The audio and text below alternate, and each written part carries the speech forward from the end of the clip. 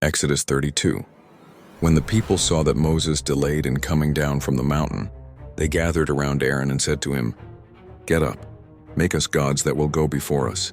As for this fellow Moses, the man who brought us up from the land of Egypt, we do not know what has become of him." So Aaron said to them, "Break off the gold earrings that are on the ears of your wives, your sons, and your daughters, and bring them to me." So all the people broke off the gold earrings that were on their ears and brought them to Aaron. He accepted the gold from them, fashioned it with an engraving tool, and made a molten calf.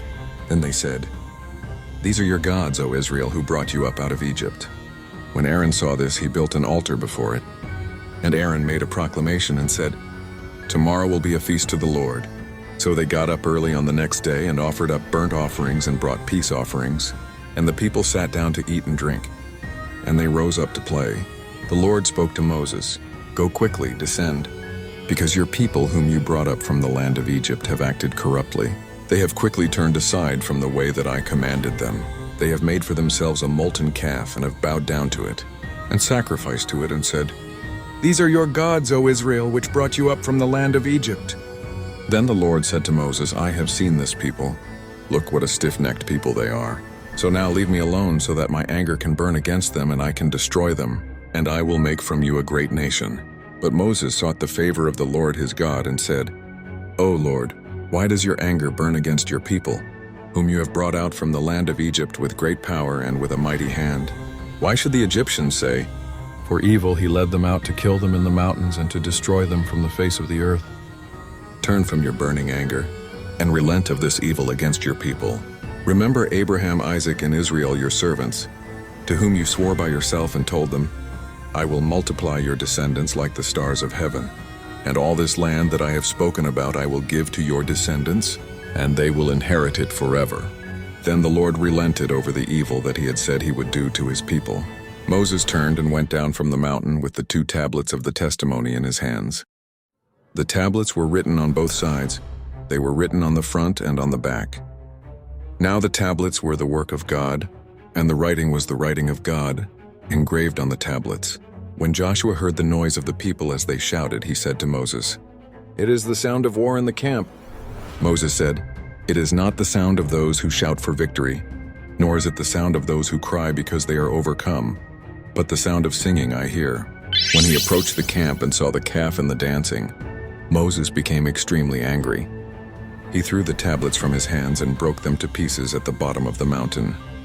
He took the calf they had made and burned it in the fire, ground it to powder, poured it out on the water, and made the Israelites drink it.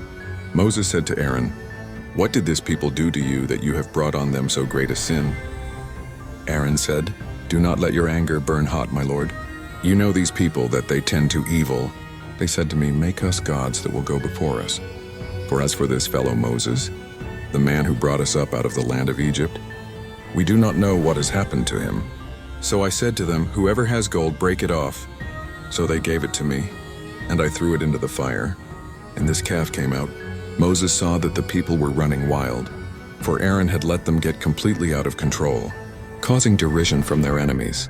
So Moses stood at the entrance of the camp and said, "Whoever is for the Lord, come to me." All the Levites gathered around him, and he said to them, "Thus says the Lord, the God of Israel, each man fasten his sword on his side, and go back and forth from entrance to entrance throughout the camp, and each one kill his brother, his friend, and his neighbor." The Levites did what Moses ordered, and that day about 3,000 men of the people died.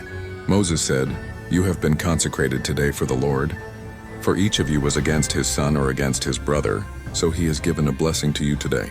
The next day Moses said to the people, "You have committed a very serious sin, but now I will go up to the Lord. Perhaps I can make atonement on behalf of your sin."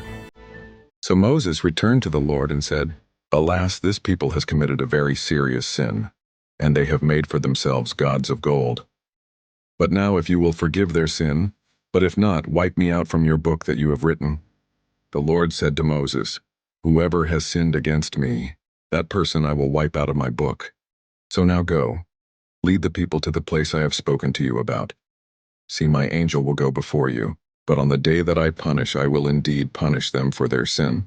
And the Lord sent a plague on the people because they had made the calf, the one Aaron made.